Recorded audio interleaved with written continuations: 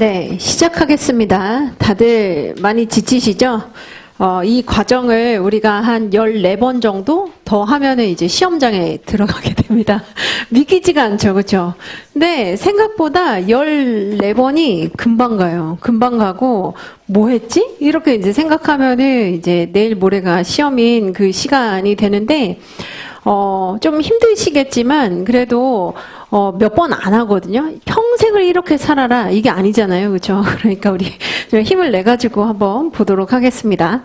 오늘 이제 바로 그 문제풀이 하기 전에 인사랑 동일하게 제가 설명을 드리려고 합니다.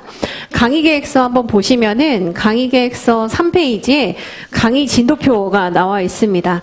그래서 조직 파트부터 우리가 시작을 할 거고요. 그 다음에 이제 5회차부터 보시게 되면은 1편, 2편에 이제 조직 행동 개관, 그리고 개인 수준, 그리고 나머지 이제 집단 수준, 그리고 맨 마지막 주에 전체 범위, 이렇게 이제 보도록 하겠습니다. 그 이유가 그나마 지금 여러분들이 상태가 제일 좋을 때예요. 지금이 그나마 에너지도 있고 뭔가 좀 해보려고 하고 좀 텐션도 좀 있고 이럴 때인데 5월이나 6월 이렇게 되면 이제 날씨가 더워지게 되고 뭔가 이제 그 뭐랄까요, 체력도 이제 방전이 되면서 뭐 충곤증 이런 것들도 많이 생기고 그래서 나중에는 좀 모호해집니다. 그래서 미리 이제 조직 파트 우리가 공부를 하는 게 필요하니까 이렇게 이제 보시면 되고, 마찬가지 다음 주에 시험 범위는 조직 수준 1장, 2장, 3장 똑같이 봐오시면 되겠습니다. 그래서 통상 제가 뭐 무조건 그러려고 하는 건 아닌데 통상 홀수회차 때 50점짜리를 한번 보고, 그리고 이제 짝수회차 때는 좀 25점짜리 두 문제 이렇게 보려고 노력 중입니다. 그리고 수업은 6시 45분에 시작을 해가지고 모의고사 똑같이 우리 계속 이제 연습하는 거 필요하거든요. 시간을 사실 더 드리고 싶어요. 그런데 시간을 더 준다고 해서 실력이 늘어나는 게 아니라 시간 맞춰가지고 써야 되는 그 연습도 해보셔야 되거든요. 그래서 50분 안에 꼭 써보시는 게 필요하고, 그리고 이제 10분 정도는 답안지 제출하시고 화장실 갔다 오시고, 그리고 이제 우리 보충 문제 한번 풀어보시면 좋습니다. 보충 문제는 눈으로 그냥 푸셔도 괜찮아요. 그래서 목차 정도 잡아보시고 키워드 정도 툭툭 던지시면서 이건 뭐였다 이렇게 얘기를 하시는 것이 가장 좋고, 제가 지금까지 이제 많은 합격자들을 봐왔잖아요. 합격하시는 분들의 그 공통점 중에 하나가 뭐냐면 말로 얘기 많이 해보는 거예요. 물론 이제 옆에 있는 사람에게 좀 피해가 되지 않는 선에서 혼자 이제 그 말을 계속 되뇌이면서 이렇게 계속 해보는 거, 요거 이제 아주 좋습니다. 그래서 수업 시간에 그런 분들도 많이 합격하세요. 그러니까 말을 하지는 않는데, 하시면 안 돼요. 하시면 안 되는데 이제 말 그냥 그 입 모양으로만 뭐 이렇게 이제 많이 좀 정리를 해보시고 계속 되뇌이시고 이렇게 하시는 분들이 합격 확률이 높습니다. 그리고 이제 우리 한 1시간 정도는 해설, 그리고 나올 만한 문제 이렇게 이제 보고 나머지 이제 1시간 정도는 진도 나간다라고 생각을 하시면 되겠습니다. 자, 그리고 이제 그 강의 계획서의 2페이지 보시면 마찬가지예요. 경조는 이제 시뮬레이션이긴 한데 인사랑 다른 점이 있습니다. 오늘 인사는 막 여기저기 막 정말 가지고 와가지고 이게 무슨 관련이 있는 주제였었나? 이렇게 생각을 할 수 있는데 경조는 그런 게 좀 덜한 편입니다. 오늘 시험 보시고 아닌데? 이렇게 생각할 수 있는데 덜한 편이에요. 그래서 정말 제가 여러 번 강조드리지만 튜닝의 끝은 순정입니다. 아무리 덧붙이고 수정하고 뭔가 더 좋게 만들려고 해도 경조는 내가 교수님들의 그 언어를 최대한 많이 비슷하게 따라한다 이렇게 생각하시는 게 가장 좋고, 너무 말도 안 되는 걸 막 이제 그 덕지덕지 그렇게 이어붙이진 않아요. 그래서 최대한 이제 어떤 주제에 대해서 루틴 잡아보는 게 가장 많아요. 그래서 인사는 이제 루틴이 있고 약간 이제 좀 유연하게 우리가 넘길 수 있는 부분이 있는데, 경조는 계속 이제 루틴 잡는 겁니다. 이 주제가 나왔을 때 요 정도의 어떤 목차는 뽑아야 된다 이렇게 생각하시면 되고, 경조에서 목차를 못 쓰잖아요. 그럼 쓸 거리가 없거든요. 그래서 목차를 최대한 이제 여러분들이 세분화해서 좀 뽑아본다라고 보시면 되겠습니다. 자, 그리고 이제 4페이지 마찬가지입니다. 6월 말에, 6월 중순에서 말 정도에 특히 2기랑 3기 사이에 방학 기간이 있는데, 방학 기간 동안 멘토링을 좀 받을 수 있도록 제가 매년 제도를 이렇게 하고 있어요. 근데 아무것도 없이 와서 나의 문제점을 진단해달라. 이렇게 할 말이 없거든요. 그래서 좀 답안지를 좀 많이 가지고 오시고, 열성이신 분, 좀 뭔가 이제 해보려고 하시는 에너지 좀 있고, 뭔가 좀 나 이번 해 정말 뭐 좀 해봐야 되겠다라고 하는 분들에게 멘토링 받을 수 있도록 제가 하고 있으니까 6회 이상 제출해 보시고, 만일 나는 지금 공부 구력이 얼마 되지 않아서 답안지를 제출 못하겠다라고 하시는 분은 오픈북도 괜찮으니까 오픈북이라고 쓰시고 제출하시면 되겠습니다. 근데 이게 제가 이제 느낀 거 중에 하나가 뭐냐면, 여러분들이 그거 되게 좋아하더라고요. 누군가 나를 좀 지적 좀 해줬으면. 정말 이제 답안지도 찢어질 정도로 누가 정말 막 미친 듯이 지적을 해줬으면 이렇게 이제 생각하는데, 지적을 해주면 잘 덮어요. 잘 덮어서 보관을 잘해.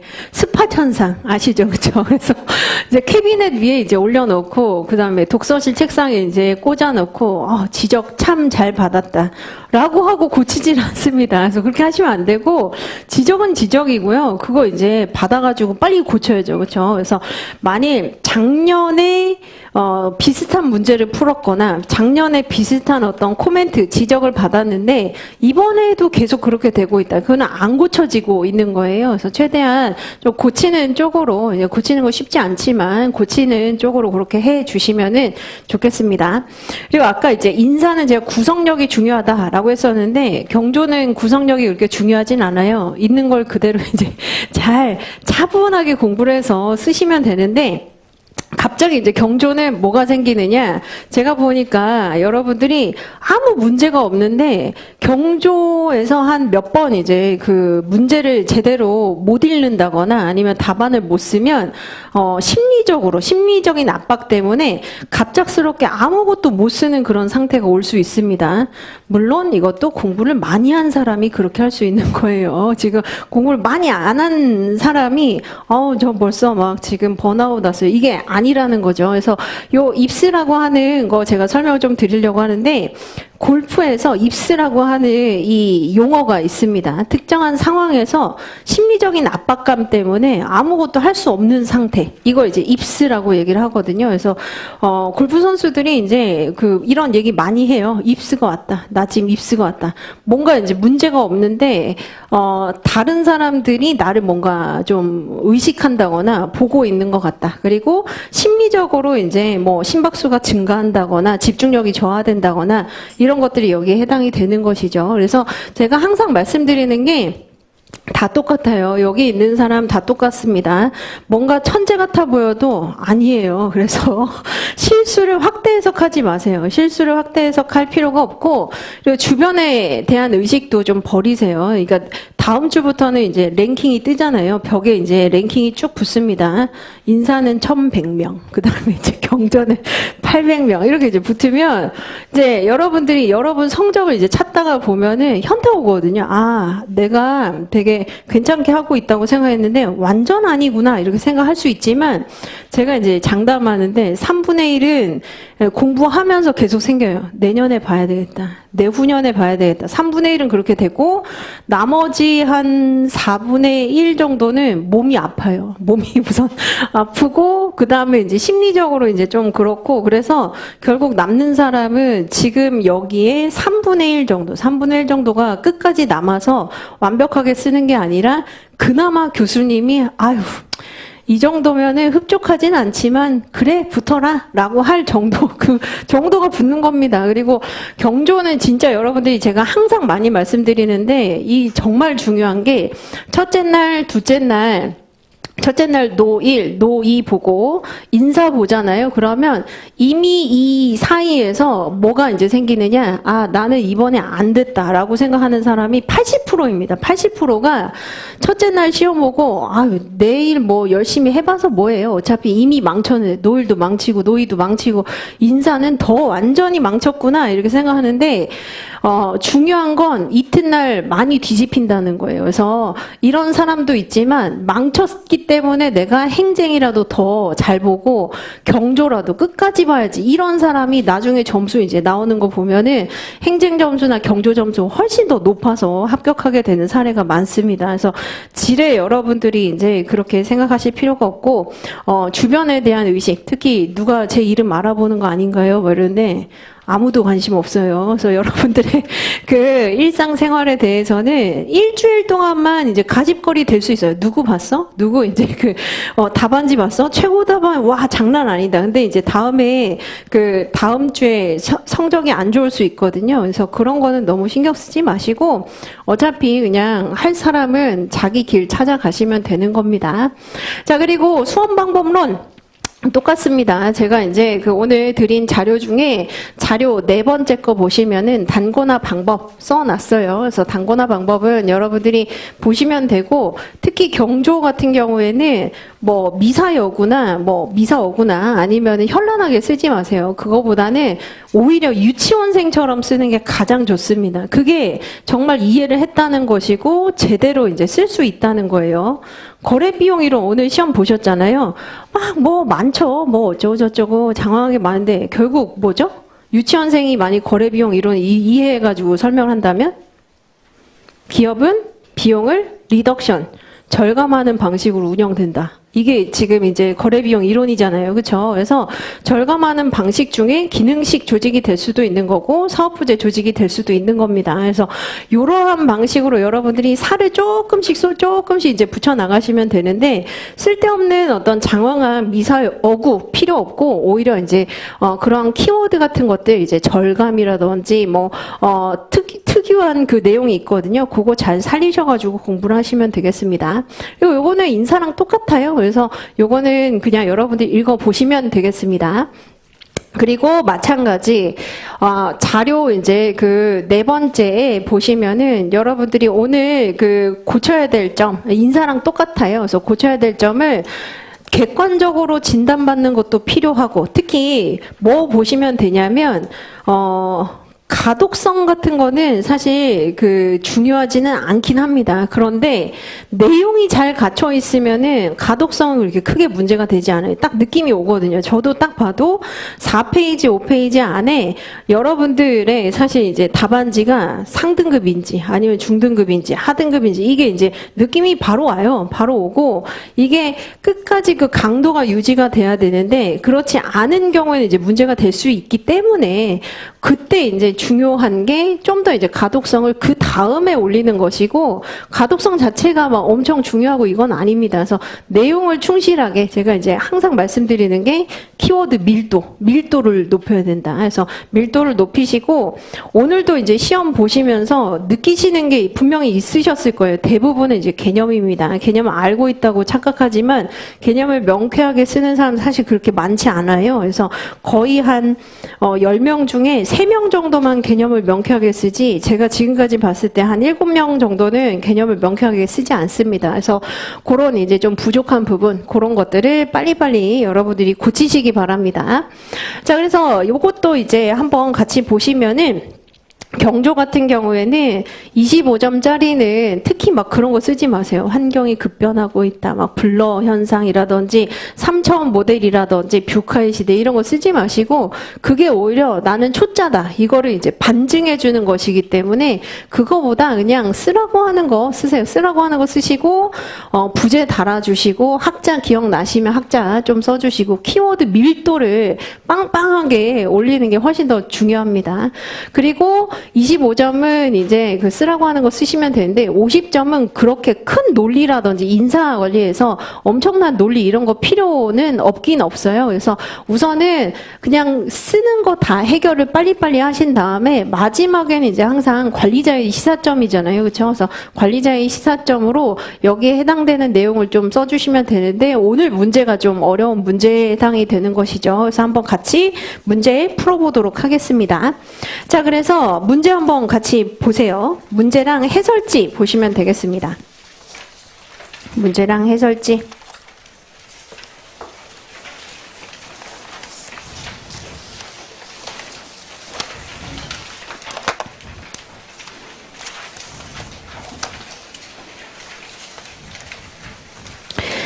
자, 1번 문제. 헨리 포드의 사례가 나와 있습니다. 지금 문단은 이제 두 문단인데, 헨리 포드는, 자, 포드 모터 컴퍼니를 설립을 해서 이제 몇 가지 설명을 지금 하고 있죠.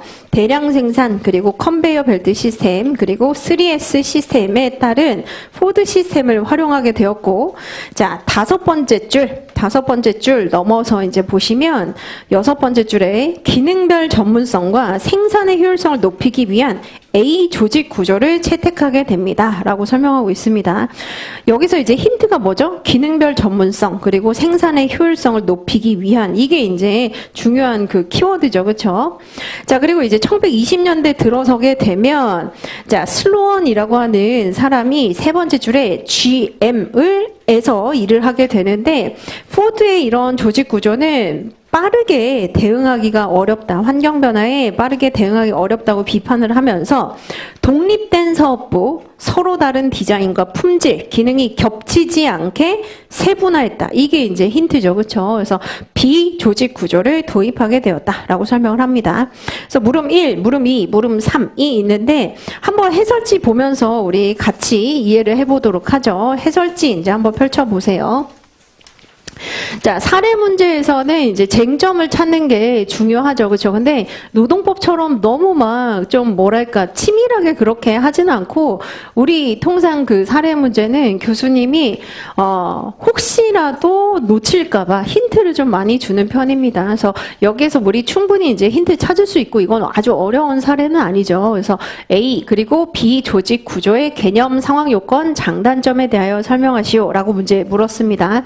그래서 한번 같이 보시면은 이게 어디에서 나왔었죠? 바로 조직 구조에 해당되는 내용이고 종적 구조 중에 이제 대표적으로 기능식, 사업부제 이렇게 있었잖아요. 그렇죠? 그래서 여러분들이 많이 시작을 할 때 여기 로마자 1번에 뭐 조직의 개념과 중요성 이렇게 시작하는 것도 나쁘지 않지만 많이 요게 생각이 나시면 종적 조직 구조의 개념으로 시작을 하시는 것도 괜찮습니다. 그래서 조직 구조는 종, 횡으로 나눌 수 있는데 종적 조직이라고 하는 게 있다. 그래서 업무 배정이나 책임 소재 보고 체계가 종적으로 설계된, 수직적으로 설계된 조직이다. 대표적으로 기능, 사업부제 구조가 여기에 해당이 된다. 그래서 살펴보겠다라고 얘기해 주시면 되겠죠.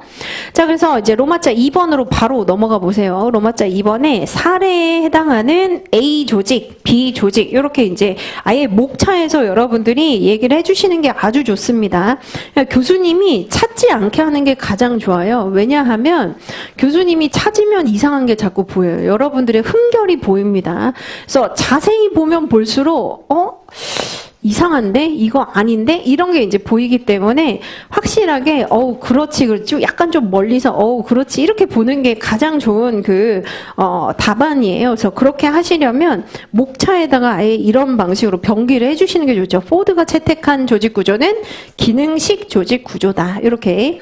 자, 그래서 개념 한번 보시면은 우리 키워드 뭐가 있죠? Uform. 그래서 단일 조직이고 조직의 상층부터 하층까지 공통의 기능으로 부서화 되어 있다. 이렇게 볼 수 있겠습니다. 그래서 여기 이제 나와 있는 예시 같은 거 있잖아요. 이거 뭐 그림 그려주셔도 좋고 예시 들어주셔도 좋습니다. 제조끼리, R&D끼리, 마케팅끼리, 회계끼리, 인적 자원끼리 이렇게 기능별로 부서화되어 있는 구조가 기능식 조직 구조죠. 자, 그런데 한번 잘 보시면은 밑에 두 번째 문단에서 포드의 사례를 다시 인용을 하면서 어떤 점 때문에 이렇게 되는지를 여러분이 터치를 해주시면 아주 좋아요. 그래서 사례 문제에서는 물론 이제 그 목차화를 통해서 표현할 수도 있는데 이런 식으로 약간 더 첨언해주면 교수님이 굉장히 좋아하십니다. 그래서 두 번째 문단 한번 보시면 아까 T라고 하는 모델을 단일 모델로 지금 가지고 있잖아요. 그렇죠? 제품 가지수가 그렇게 많지 않다는 것을 의미하고 있죠. 자, 그리고 세 번째 줄 한번 보시면 기능의 전문성, 기능의 전문화로 효율성을 극대화해서 거래 비용을 최소화하고 있다. 약간 지금 이제 깔아주는 거죠. 그렇죠? 거래 비용 이론 어차피 물어봤기 때문에 깔아준다는 겁니다. 그리고 다섯 번째 줄에 규모의 경제 효과를 발생시켜서 생산 원가를 낮출 수 있다. 사실 3S 시스템이나 그 컨베이어 벨트 이동식 조립 라인을 활용한 것도 바로 비용을 절감하기 위한 규모의 경제 효과가 있다는 것이죠. 자, 그래서 여기 이제 밑에 상황 요건 한번 보도록 하죠. 상황 요건 보시면 환경, 기술, 규모 이렇게 세 가지로 나누고 있는데 이게 바로 뭐죠? 상황 적합 모델에서 객관적인 상황 변수에 해당되는 환기교 요 세 가지를 가지고 얘기를 한 겁니다. 그래서 환경은 안정적이고 기술은 루틴하면서 그래서 상호 유조성이 낮고 일상적인 기술, 루틴 기술 그리고 중소규모 그래서 규모가 크지 않을 때 적합하다 이렇게 볼 수 있고 만약 이거 이제 조금 더 첨언을 해준다면 상황 적합 이론에 따른 객관적인 변수인 환기교로 한번 나눠보면 이라고 얘기해 주시면 좋겠죠. 그렇죠? 그래서 환경, 기술, 규모 이렇게 지금 접근을 하고 있습니다. 자, 그 다음에 이제 다음 페이지에 장점과 단점 한번 보도록 하죠. 이게 결국은 이제 핵심입니다. 장점, 단점을 여러분들이 서술해 주시는 게 좋고, 이것도 저한테 많이 물어보거든요. 만일 그 문제에서, 우리 문제에서는 세 가지씩이라고 설명하고 있는데, 만일 세 가지씩 써라 이런 이제 언급이 없으면 몇 가지 써야 되느냐? 경조에서는 무조건 디폴트, 기본값이 3개라고 생각을 해 주시면 되겠습니다. 그래서 세 가지 이상은 써주셔야 경쟁 우위가 있어요. 자, 그래서 우선 장점에서 가장 첫 번째로 여러분이 언급할 수 있는 게 뭐죠? 규모의 경제 효과입니다. 규모의 경제 효과. 자, 그래서 어떻게 생각하시면 되죠? 같은 장소에 같은 어떤 설비를 같은 과업을 하는 사람들끼리 같이 하게 되면서 여기에서 뭘 할 수 있다? 두 번째 줄 보시면 전문화의 이점을 활용을 해서 자, 더 저렴하게 우리가 활용할 수 있다는 겁니다. 규모의 경제 효과. 근데 여기 이제 오른쪽에 부제 보시면은 뭐가 나와 있죠? 기능 내 조정이 용이하다라고 나와 있습니다. 기능 내 조정이 어떻게 생각을 하시면 되죠? 부서 안에 지금 같은 장소에 같은 설비를 운영하면서 같은 과업을 하고 비슷한 지식과 기술을 가지고 있는 사람들끼리 모여 있으면서 그 부서 안에서 협력을 한다는 거잖아요. 그래서 규모의 경제 효과는 결국은 기능 내 조정이 용이하다. 요것으로 이제 연결이 될 수 있는 겁니다. 자, 그다음에 이제 동그라미 2번 한번 보시면 기능별 기술 개발이 용이하다라고 나와 있죠. 그렇죠? 그래서 다양한 지식, 기능을 같이 이제 습득할 수 있는데 그 이유가 뭐다? 코호트 효과가 있다. 그래서 동일한 환경에서 동일한 경험을 계속하게 되면서 여기에서 이제 코호트 효과를 누릴 수가 있다는 것이죠. 자, 그다음에 동그라미 3번에 분위기, 문화가 좋아진다라고 보시면 되겠습니다. 그래서 부서 동료들 사이에서 공통된 사고 언어를 공유하게 되기 때문에 라포가 형성이 되게 되고 업무 능률도 최대한 높일 수가 있게 된다라고 보시면 됩니다. 자, 하지만 이제 단점, 가장 큰 단점이 뭐죠? 사일로 이펙트죠. 그렇죠? 그래서 사일로스 이펙트라고 하셔도 되고 사일로 이펙트라고 하셔도 됩니다. 그래서 자, 결국 각 기능에 초점을 맞추다 보니까 두 번째 줄에 부서 목표 달성에 치중하게 되면서 전체 목표 달성에는 제한된 시각을 갖게 된다라고 보시면 되겠습니다. 자, 그다음에 두 번째 책임 소재가 불분명하다라고 되어 있는데 업무가 이제 성공이 되었을 때 또는 실패가 되었을 때 마케팅을 잘해서 그런 건지 아니면 R&D를 잘해서 그런 건지 회계를 잘해서 그런 건지 우리가 명확하게 알 수가 없다는 거예요. 그 이유가 최근의 업무는 상호 의존성이 높잖아요. 그렇죠? 그래서 상호 의존성이 높은 그러한 과업이기 때문에 자, 각각의 책임 유무를 명확하게 밝히기가 어렵다라고 보시면 되죠.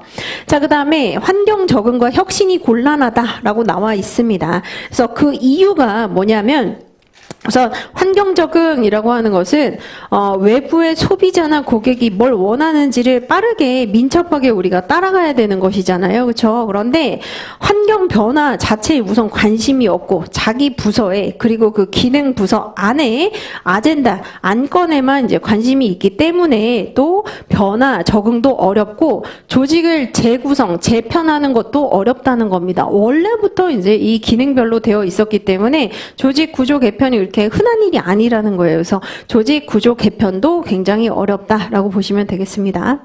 자, 그래서 밑에 이제 있는 내용도 가능하다라고 되어 있는데 이게 바로 전략 노트에 나와 있는 다른 내용입니다. 그래서 이런 것들 써주셔도 가능한 것이죠. 그래서 제가 이제 말씀드리는 게 목차가 중요하다라고 하는 게 여기에서 다른 그 내용들은 어느 정도 사실 여러분들이 그 내용상 퀄리티는 인사보단 떨어져요. 제가 이제 많이 느낀 게 인사는 이제 필수 과목이 과목이고 다들 막 미친 듯이 인사는 무서운 과목이다 막 이러다 보니까 막 미친 듯이 공부하는데 경조는 우선은 에너지가 떨어져. 그리고 목차만 외우는 것도 버거워. 그러다 보니 내용의 그 밀도는 내용의 퀄리티나 밀도는 많이 떨어지는 편입니다. 그래도 목차라도 쓰셔야 돼요. 목차 어느 정도 쓰시면은 점수가 나옵니다. 그래서 규모의 경제 그리고 부서 이기주의 이런 것들 꼭 챙겨주시는 게 좋죠. 자, 그다음에 2번 보시면은 GM이 채택한 조직 구조는 뭐죠? 사업부제 조직입니다. 그렇죠? 그래서 M폼이라고 부르고 있다. 멀티 디비저널 폼이다. 그래서 분권화된 조직이다. 이게 이제 아까 힌트로 나왔었잖아요. 그래서 독립된 사업부에서 제품을 세분화하고 있다라고 설명을 합니다. 자, 그래서 두 번째 줄 한번 보시면 특히 뭐에 따라서 분할을 하죠? 제품, 지역, 고객별로 분할하게 되는 게 여기에 해당이 되고, 자, 여기서 이제 여러분들이 또 챙겨주시면 좋은 게 바로 프로핏 센터라고 하는 이익 책임 단위를 별도로 둔다는 겁니다. 이익 책임 단위라고 하는 것은 의사결정의 주체가 되는 동시에 권한, 책임을 지는 단위를 우리가 이익 책임 단위라고 하잖아요. 그렇죠? 그래서 의사결정도 하고 책임도 지고 권한도 다 가지고 가게 되는, 자, 이런 프로핏 센터의 이제 역할을 하게 된다.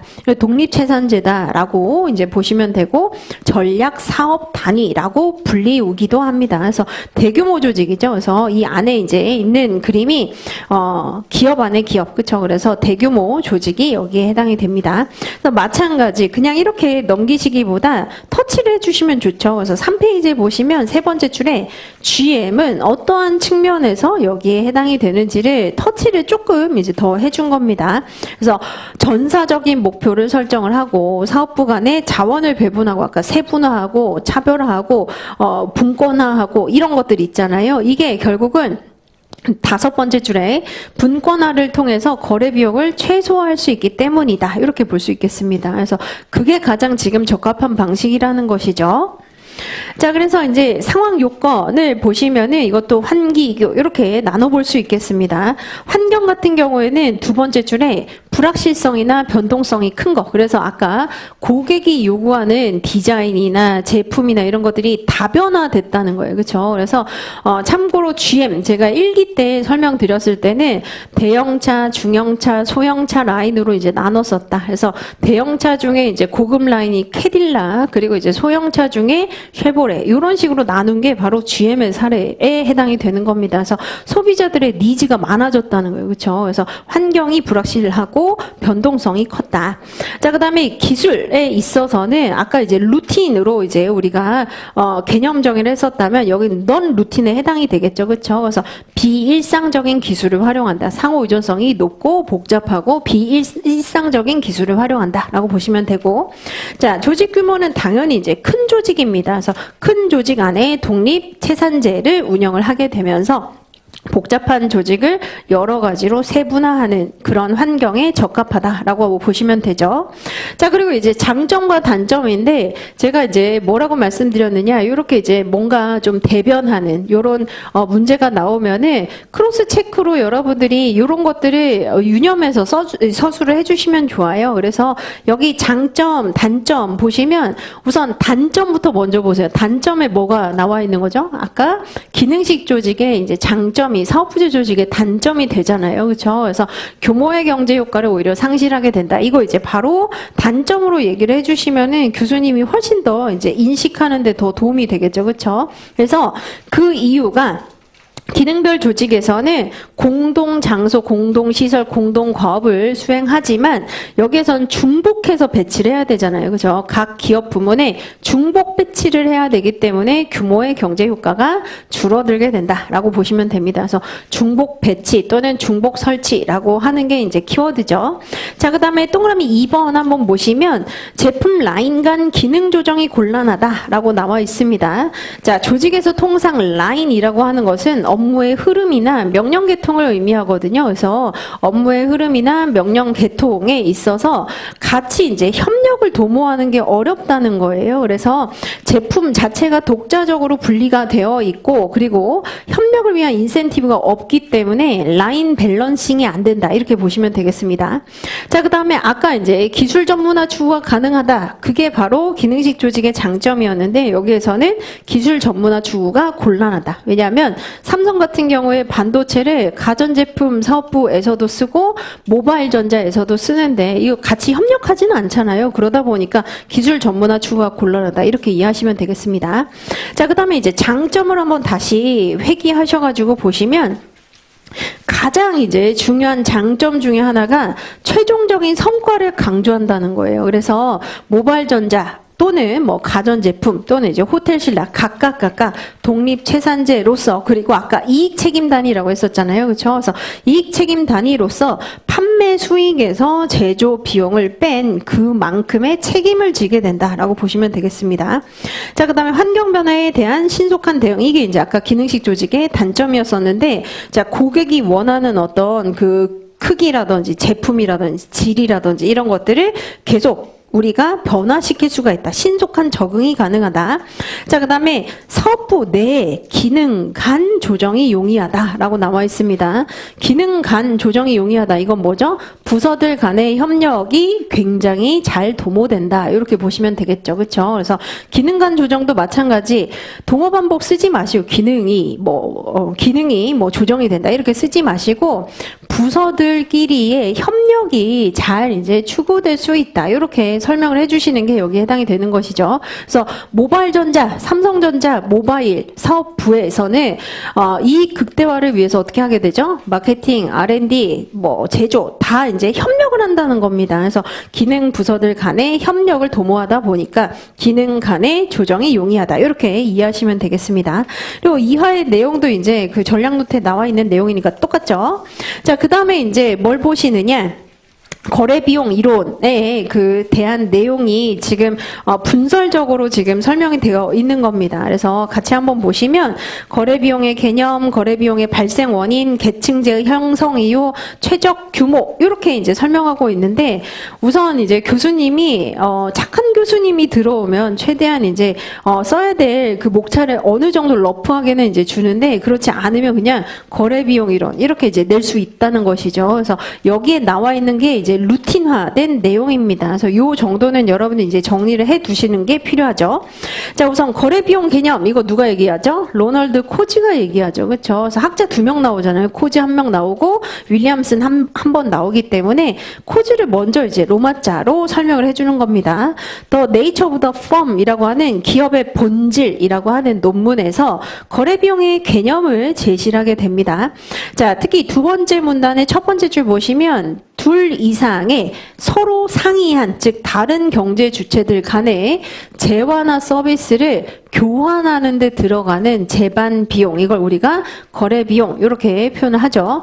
그 밑에 이제 나와 있는 게 뭐냐? 여러분들이 준합통적이라고 이제 나와 있는 요 동그라미 1번, 2번, 3번, 4번은 거래비용 이론에 있어서 거래비용의 구성에 해당이 되긴 해요. 근데 꼭 써줄 필요는 없지만 써주면은 그래도 교수님이 어느 정도 좀 잘 알고 있다라고 생각할 수 있는 내용이 됩니다. 우리 책에는 거래비용의 개념에 나와 있지 않고 거래비용의 구성에 나와 있을 겁니다. 그래서 준비비용, 그 다음에 합의비용, 그 다음에 통제비용, 그리고 적응비용. 요건 그렇게 딥하게 물어보진 않을 거예요. 그래서 다양한 비용을 통칭하는 것이다 라고 보시면 되겠습니다. 자, 그 다음에 이제 그 위에 문단 다시 한번 보시면은 두 번째 줄에 시장이라고 하는 아주 좋은 교환 거래 제도가 존재함에도 불구하고 왜 하이라키라고 하는 계층제로 상징이 되는 조직이 생성이 되고 선택되는가를 제시하게 되었는데 그 핵심이 뭐죠? 바로 첫 번째 문단의 네 번째 줄 거래 비용을 절감하는 것이 경제 주체의 목표라는 겁니다. 그래서 기업은 뭐 때문에 이제 그 존재하는 것이다? 비용을 절감하기 위해서 존재하는 것이다. 라고 주장을 합니다. 그래서 그 내용이 기억이 나시는지 모르겠는데 완전 경쟁 시장에서는 거래 비용이 비싸질 이유가 없어요. 하지만 현실 세계에서 어떻게 된다? 현실 세계에서는 완전 경쟁 시장이 아니라 불안정 경쟁 시장에 해당이 되기 때문에 비용이 계속 오르게 된다. 그래서 차라리 계층제를 활용하는 게 더 낫다라고 설명을 하는 것이죠. 자, 그래서 이제 로마자 2번 한번 보시면 이제 윌리엄스는 어떤 공헌이 있느냐? 바로 거래 비용 발생 원인을 하나 따져봐 풀어봤다는 거예요. 이거 가지고 노벨 경제학상을 받게 되었다는 겁니다. 이걸 통상 우리가 뭐라고 얘기하죠? 시장 실패 모델이라고 얘기를 합니다. 그래서 로마자 2번의 부제를 보시면 시장 실패 모델이라고 되어 있고 우리 책에도 이 그림이 시장 실패 모델이라고 표현이 되어 있을 겁니다. 그래서 요거 이제 제가 두음을 좀 따드렸었잖아요. 인재기 환불소 이렇게 이제 기억을 해 보시면 되겠죠. 자, 그래서 우선 인적 요인, 환경적 요인 그리고 이제 애트모스피어라고 하는 게 이제 환경인데 전제 조건이라고 볼 수 있겠죠. 그렇죠? 그래서 인적 요인, 환경적 요인, 전제 조건 이렇게 나눠 볼 수 있겠습니다. 자, 우선은 인간적인 요인 중에 설명을 좀 해주시긴 해야 돼요. 그래서 너무 이제 이것도 목 찾아봐서 쓰기에는 지금 배점이 그렇게 높지가 않잖아요. 12점 정도밖에 되진 않기 때문에 줄처리를 한 겁니다. 자, 제한된 합리성이 있고 인간의 인지 능력의 한계에서 비롯된 제한된 합리성. 자, 그 다음에 두 번째가 기회주의가 있는데 상대방에게 불이익이 되도록 정보를 왜곡하는 이러한 성향이 있다. 그래서 이게 바로 이기주의, 기회주의를 의미를 하는 것이죠. 자, 그 다음에 환경적 요인이 있습니다. 그게 이제 바로 거래의 불확실성과 복잡성을 얘기를 하는 것인데 상대방의 신용 상태 그리고 거래 규정이 너무 지금 이제 복잡 다각하기 때문에 이렇게 표현하는 것이고, 자, 거래의 빈도가 높게 되면 상대방의 어떤 거래 관계를 우리가 잘 인지 파악할 수 있지만 그렇지 못한 경우에는 사실 사기당할 수 있다는 거잖아요. 그래서 거래의 빈도가 적게 되면 비용이 올라가게 된다라고 보시면 되고, 여기 그림에 나와 있지는 않지만 자산 특수성이라고 하는 게 나중에 추가가 되는 내용입니다. 그렇죠? 그래서 상대 특유적인 성격이 있기 때문에 특정한 지역에서만, 특정한 거래 관계에서만 유효한 거래가 존재한다라고 보시면 되죠. 이게 바로 자산 특수성을 의미를 하는 겁니다. 자, 그 다음에 이제 전제 조건 측면에 있어서는 정보의 편제성. 정보의 편제성이 뭐죠? 정보 격차가 존재한다는 겁니다. 그렇죠? 그래서 필요한 사람에게는 오히려 없고 반대인 경우에는 오히려 정보가 더 많은 상황을 정보 편제성, 격차가 존재한다. 이렇게 표현하는 것이죠. 그래서 요게 이제 있고, 그 다음에 이제 로마자 3번을 한번 보세요. 로마자 3번. 이게 이제 여러분들이 쓰기가 어려운 부분이죠. 책에 나와 있는 것을 변형, 응용한 내용입니다.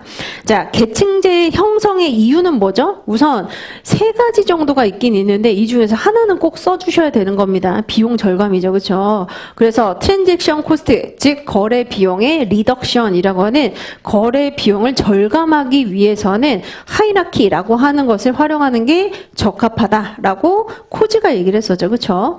자, 뿐만 아니라 계약의 불안전성으로 인한 문제, 이거는 누가 얘기한 거죠? 위니엄슨이 얘기한 거죠. 그렇죠? 그래서 아까 거래관계 복잡하고 그 다음에 그 거래 상대자에 대한 신용관계를 우리가 정확하게 파악을 할 수가 없다라고 하는 거.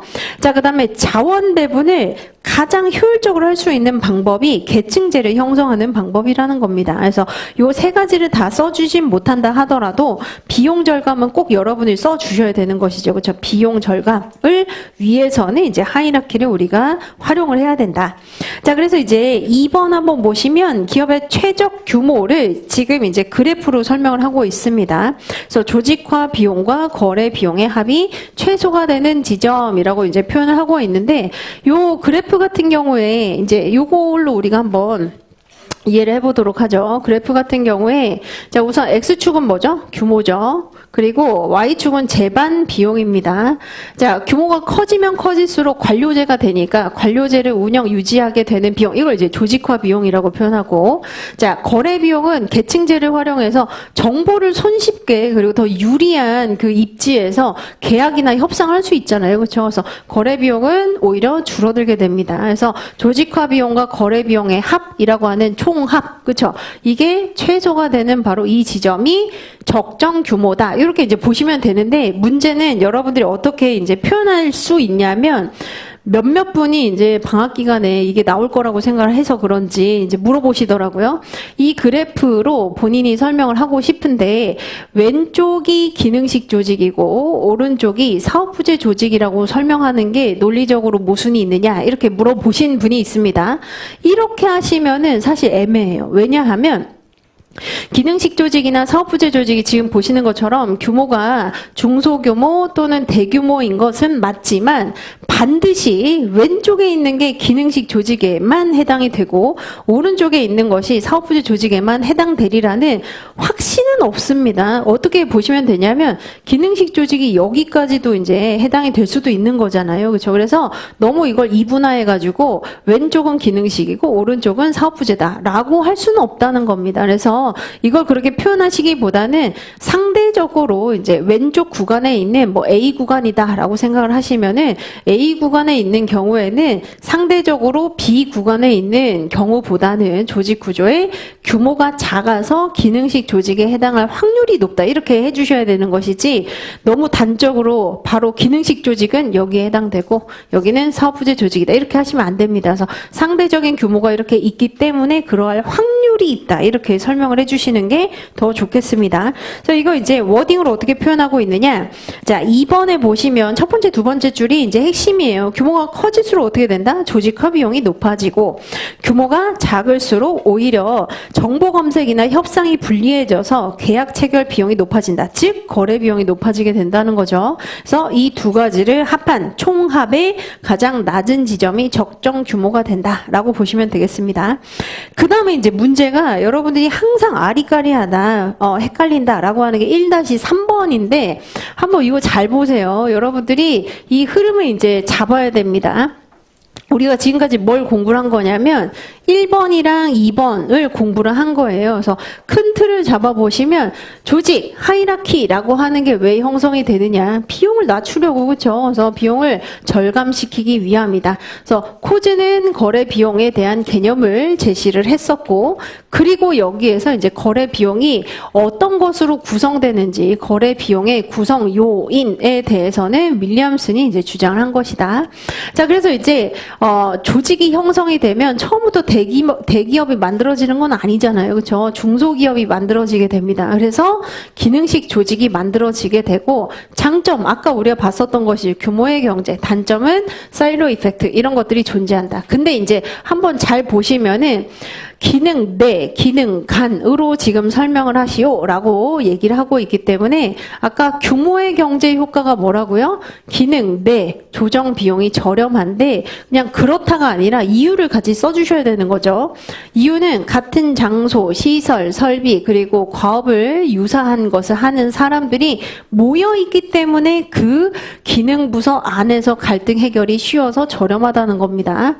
자, 그런데 이제 사업부재 조직 같은 경우에는 기능 간이라고 되어 있잖아요. 그렇죠? 그래서 이 사업 부문 안에서는 이익 책임 단위가 똑같기 때문에 그리고 이제 이익 책임을 극대화하기 위해서는 부서들끼리 협력을 한다는 것이죠. 그래서 기능 간 조정이 쉽다라고 보시면 되겠습니다. 그래서 이걸 가지고 이제 한번 적용을 해보시면 기능식 조직 구조를 활용하는 경우, 즉 적용하는 경우는 뭐죠? 기능 내 조정 비용이 저렴할 때 이때 활용할 수밖에 없다는 것이죠. 그렇죠? 왜냐하면 조직 구조는 효율성을 높이고 비용을 절감하기 위한 고민의 산물이잖아요. 그렇죠? 그래서 비용을 절감하기 위한 그러한 측면에서 지금 이게 가장 싸다는 겁니다. 그래서 기능식 조직 구조를 활용하는 것은 기능 내 조정 비용이 저렴하기 때문에 지금 활용하고 있는 것이다 라고 보시면 되죠. 그래서 이 설명이 두 번째 문단에 나와 있습니다. 자, 기능식 조직은 생산, 판매, R&D와 같이 유사한 기능을 수행하는 구성원들이 동일 부서 배치되고 시설 공유하고 유사 과업들이 결합되기 때문에 기능 내의 조정 비용이 저렴한 경우에 적합하다. 근데 여기에서 끝내지 마시고 이거 지금 이제 비교를 좀 하는 거잖아요. 그래서 기능 내 조정 비용은 저렴하지만 기능 간 조정 비용은 높다라고 표현을 해주시는 게 훨씬 더 좋긴 하죠. 자, 그 다음에 이제 로마자 2번 보시면 반대죠.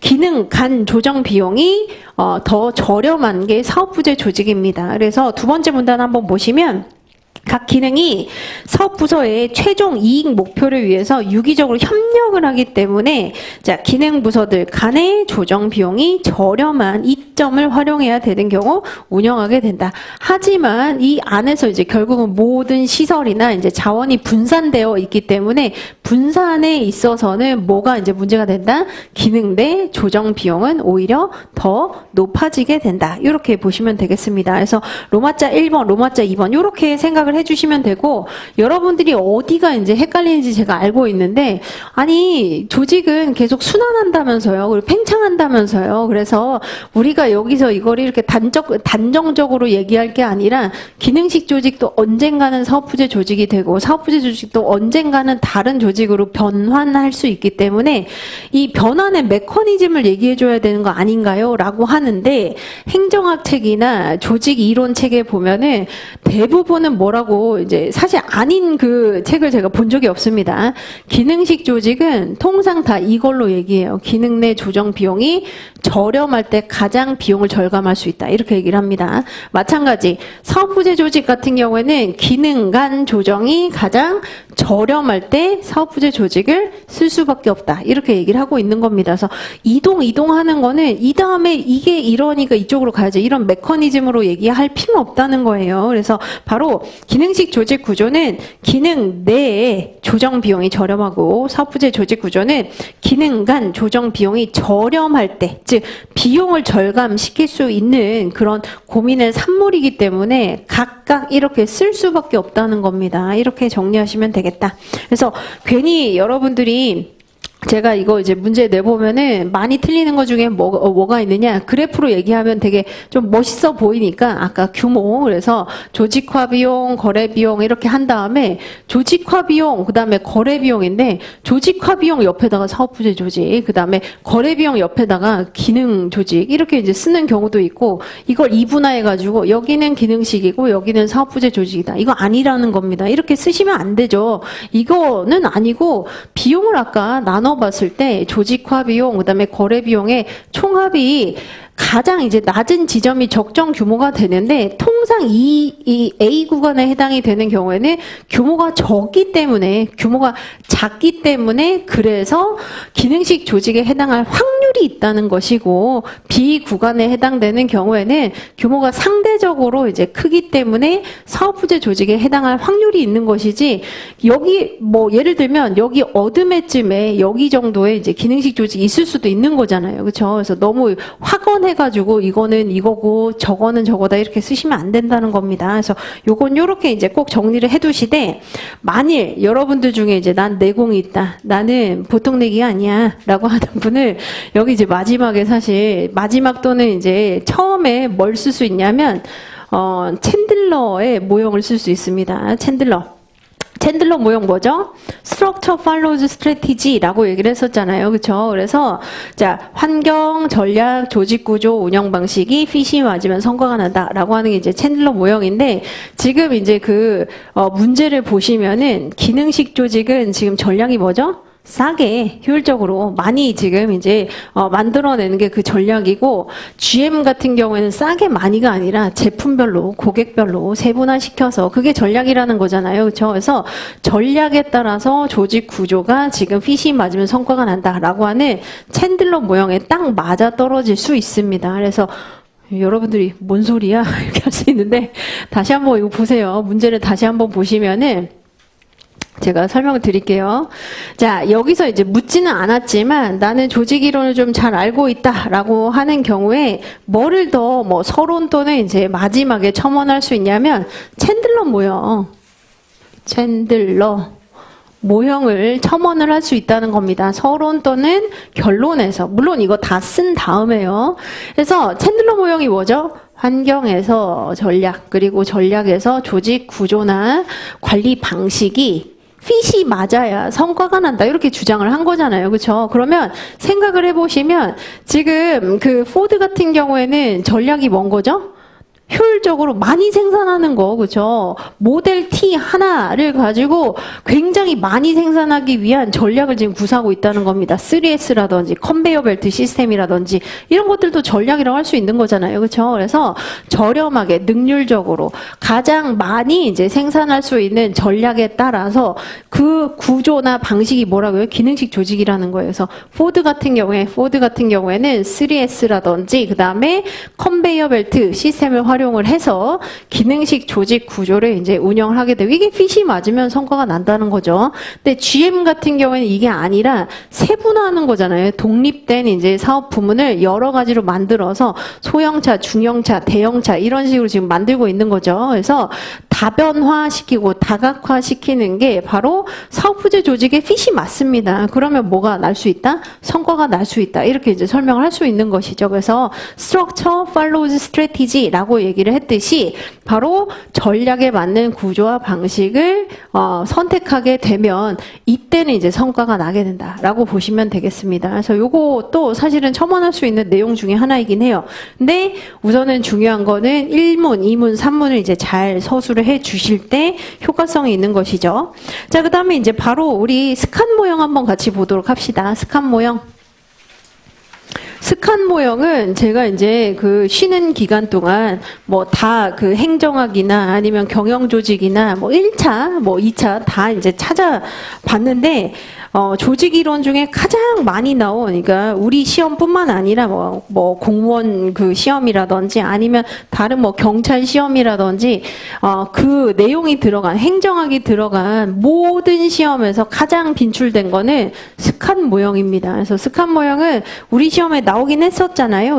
근데 이런 식으로 이제 나올 수 있다는 겁니다. 그래서 스칸 모형 한번 잘 보시면 종횡단 연구를 수행했는데 이 개념이 무엇인지 한번 설명을 하고 스캇이 왜 여기에 해당이 되는지 한번 설명을 해보시오. 이게 이제 10점.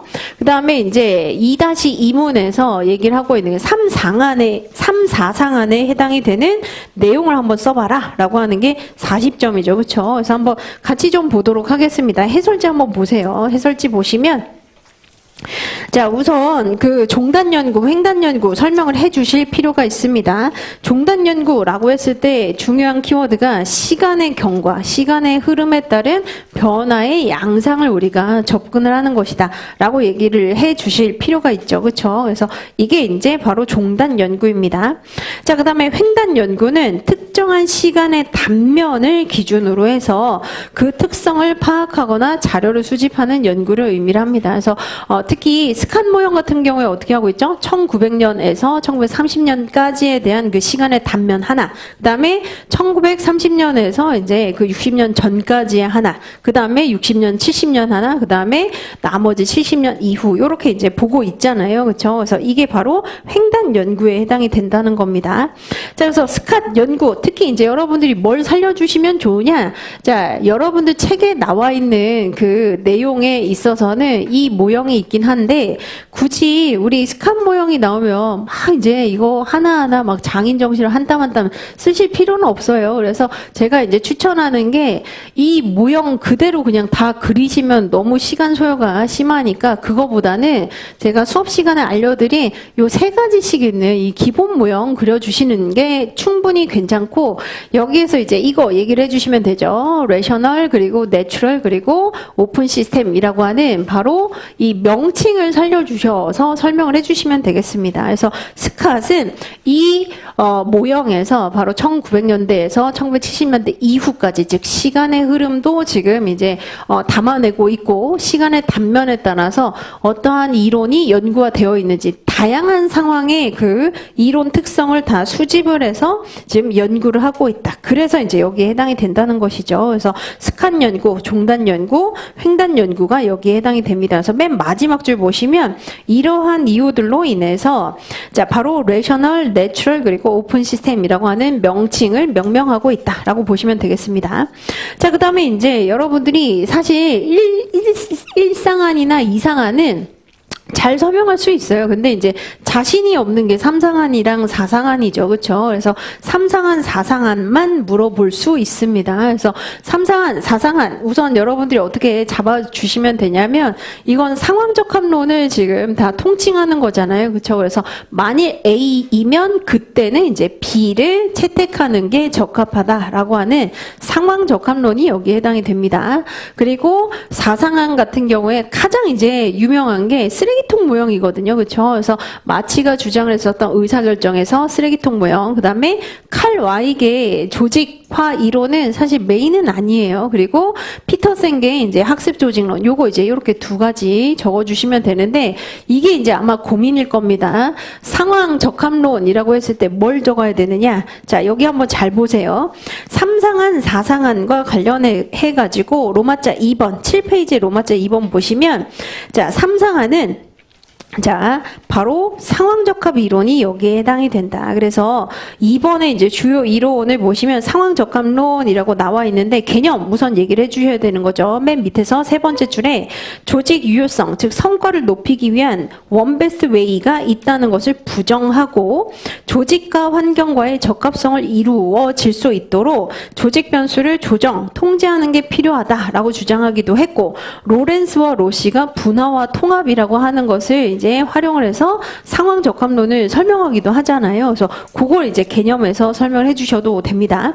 그래서 8페이지 보시면 가장 대표적인 게 이제 로렌스와 로시의 연구예요. 그래서 로렌스 로시는 조직과 환경이라고 하는 그 저서에서 원베스트 웨이는 있을 수가 없고 환경 불확실성의 정도에 따라 적합한 조직 구조 다르다라고 주장을 하게 됩니다. 그래서 너무 여러분들이 여기서 연구 자체를 지리멸렬하게 쓰면은 결국 이제 또 완성을 못해요. 그래서 뭐죠?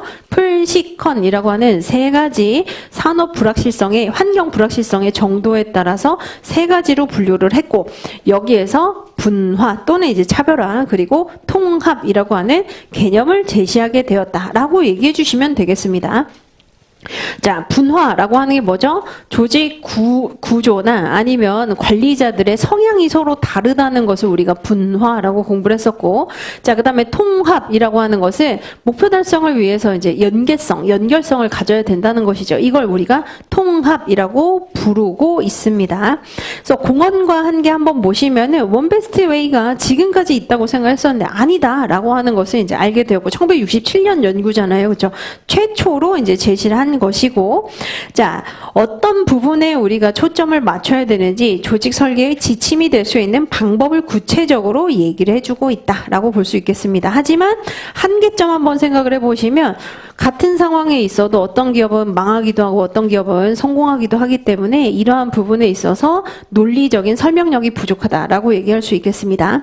자, 그 다음에 우드워드의 기술 연구가 있었어요. 우드워드는 특히 자, 기술 결정론자에 해당이 되죠. 그렇죠? 그래서 기술 복잡성을 가지고 세 가지로 얘기를 합니다. 단대연, 요거 기억나시죠? 그렇죠? 단위 소량 생산 기술, 대량 생산 기술, 연속 공정 생산 기술이라고 하는 요 세 가지로 분류를 하게 되었다. 유기적, 기계적, 유기적 조직 구조라고 하는 것을 알게 되었다. 요 정도만 이제 터치해 주시면 되겠습니다. 자, 그래서 이제 공원 한번 보시면은 자, 기술 결정론자잖아요. 그렇죠? 그래서 네 번째 줄에 보시면 조직이 사용하는 기술이 무엇인가에 따라서 적합한 조직 구조의 형태가 유기, 기계, 유기라고 달라진다고 주장을 했었다. 그래서 기술 결정론을 제시하게 되었지만 한계점을 한번 보시면 기술만 조직에 영향을 미치는 건 아니잖아요. 그렇죠? 그래서 환경, 기술, 규모, 전략, 권력작용 모두 영향을 미치기 때문에 다른 학자들은 비판을 할 수 있다. 이렇게 보시면 되겠습니다. 그래서 여러분들이 이제 제가 말씀드리려고 하는 게 뭐냐면은 상황적 합론, 뭐 요 부분 귤릭과 어윅은 사실 이것만 그 단독해서 물어보긴 좀 어렵고요. 셀즈닉은 이제 호선이라고 하는 바로 영향을 주는 어떤 요인들을 그냥 흡수해버린다는 거, 흡수를 해버린다. 요것만 이제 알아두시면 되는데, 자, 이게 이제 중요하다는 겁니다. 만일 스칸 모형에서 3상한에 해당되는 것을 쓰시오라고 하면서, 물론 이게 이제 뭐 25점도 가능하고 50점도 가능하고 심지어는 이제 50점 중에 분설형으로 뭐 40점 또는 뭐 35점 이런 식으로 이제 나올 수도 있는 것인데, 그러면 여러분들이 이제 어떻게 하셔야 되느냐? 만일 교수님이 스칸 모형에서 삼상한에 해당되는 이론을 쓰시오. 다만 여기에서 뭐 환경이랑 기술만 써라 라고 하면 다 터치해 주시는 게 좋아요. 그래서 거의 줄처리로 터치를 해 주시는 게 필요하고, 그게 아니라 뭐만 써라, 정말 이제 두 가지만 써라 라고 하면 여기서 가장 이제 그 유명한 게 뭐죠? 로렌스 로시잖아요. 그렇죠? 그래서 로렌스 로시는 첫 번째 디폴트 값으로 우리 해설지처럼 이제 적어주시면 되고, 자, 이 환경에 해당되는 거 하나 적었기 때문에 기술에 해당되는 거 뭐가 있었죠? 바로 우드워드, 페로우, 탐슨의 연구가 있잖아요. 그 중에 하나 이제 적어주시면 되는 겁니다. 그래서 여기서는 이제 탐슨이 나와 있지만 우리 해설지에서는 우드워드를 이제 언급을 해준 것이죠. 그래서 우드워드, 페로우, 탐슨 중에 이제 하나 선택하시면 되고, 규모 같은 경우에는 에스턴 그룹이 얘기를 했었던 규모 결정론, 요거 이제 얘기를 해주시면 되는 겁니다. 그래서 환경, 기술, 규모의 구획을 여러분이 잘 잡아두시되, 중요한 거는 이제 배점에 따라서, 근데 제가 봤을 때는 이것만 그렇게 물어볼 확률은 그렇게 많지는 않아요. 그래서 우선은 25점 또는 뭐 40점, 35점 또는 이제 50점 이렇게 이제 물어볼 수는 있는데, 배점에 따라서 줄 처리를 할지 아니면은 목차 처리를 할지 그렇게 보시면 되겠습니다. 자, 그리고 여기서 이제 제가 좀 미리 알려드리면, 그 다른 어떤 시험이라든지 이것과 관련해서 나올 수 있는 게, 자, 구조적 상황이론이 바로 상황적합론이잖아요. 그렇죠? 상황적합론. 인데, 자, 상황적합론이 우선은 스칸 모형에서 삼상한에 배치가 되어 있다, 포지셔닝 되어 있다, 이걸 이제 아는 게 중요하고, 이거랑 이제 교수님이 좀 비교를 해보는 걸 선호하는 게 전략적 선택 이론입니다. 전략적 선택 이론.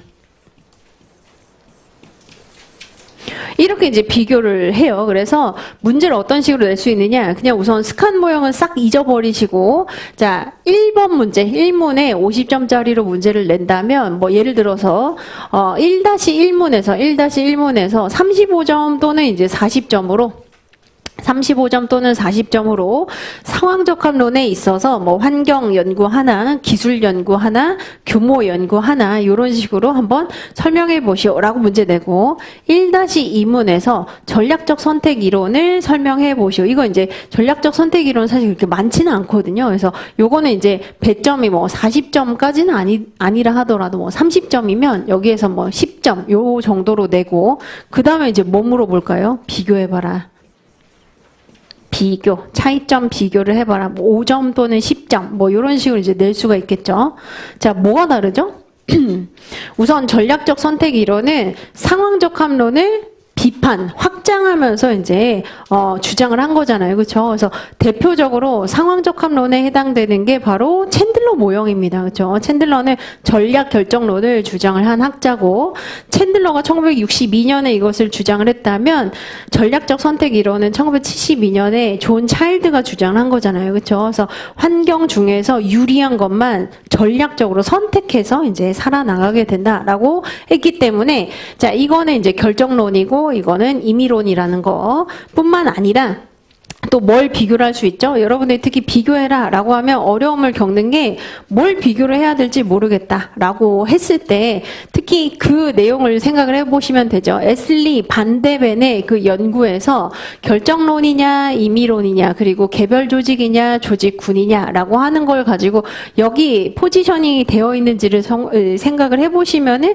이거 가지고 이제 비교할 수 있는 게 두 개잖아요. 그렇죠? 그래서 개별 조직인지 아니면 조직군인지 아니면 결정론인지 임의론인지 요거 이제 비교를 할 수 있고, 그 다음에 이제 나머지 세 번째 거 비교할 수 있는 게 연구의 핵심 특성이라고 하는 것을 가지고 상황적 합론은 환기교 전권이라고 하는 상황 변수를 들어서 연구를 하고 있지만 전략적 선택 이론에서는 중요한 게 뭐죠?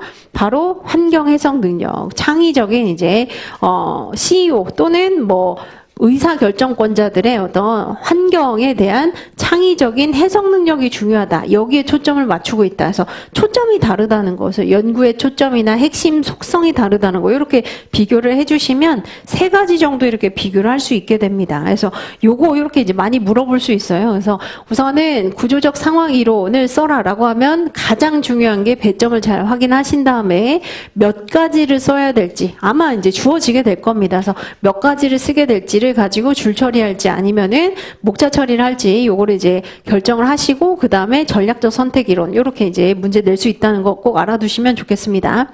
막상 제가 이거 문제 내잖아요. 제가 이제 경련으로 내는데 내면은 잘 쓰는 사람이 없어요. 그래서 구조적 상황 이론을 쓰시오라고 했을 때 어떻게 구획을 잡아야 되는지 우선 환기규로 잡아야 되는지 아니면은 써도 어느 정도 써야 되는지를 여러분이 가늠을 하셔야 되고 전략적 선택 이론도 마찬가지 25점짜리로 나올 수 있긴 하지만 10점짜리로 나올 수 있기도 합니다. 그러면 여러분들이 이것을 어떻게 이제 좀 차이점을 비교할 수 있는지 특히 그 키워드 중에 이인동가성이라고 하는 거 있잖아요. 그렇죠? 그리고 루즐리 커플드라고 해서 환경과 조직 구조는 그렇게 이제 타이트하게 연결되어 있는 것이 아니기 때문에 바로 전략적 선택 이론에 있어서는 환경 해석 능력이라고 하는 게 더 지금 들어가는 거잖아요. 그래서 굉장히 멀게 이제 연결이 되어 있다. 이런 내용들을 얘기를 해주시면 되겠습니다.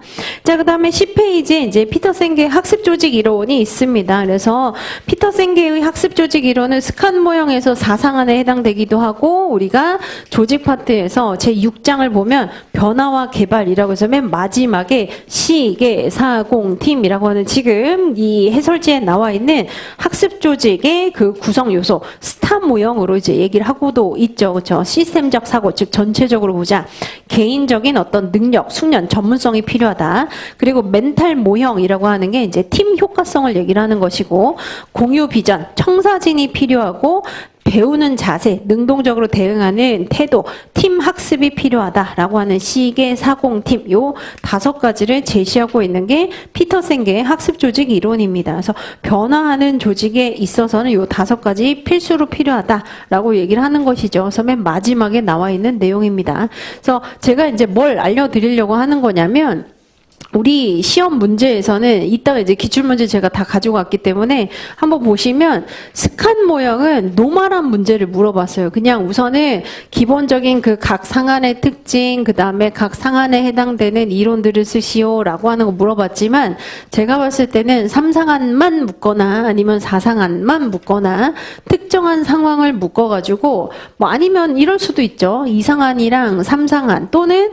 1상한이랑 4상한을 이제 묶어서 비교해 보시오. 이런 식으로 이제 문제 낼 수 있겠습니다. 그래서 너무 이제 좀 특이한 내용이 있잖아요. 귤리카 어윅이라든지 셀즈닉이라든지 그다음에 뭐 여기 이제 칼 와익이라든지 이러한 학자들은 좀 이제 제외하시고 좀 가볍게 보시고 나머지를 가지고 이제 구성을 하면 된다. 이렇게 알려드리겠습니다. 그래서 우선은 우리가 10분 쉬고 이제 나머지 부분 제가 알려드릴게요.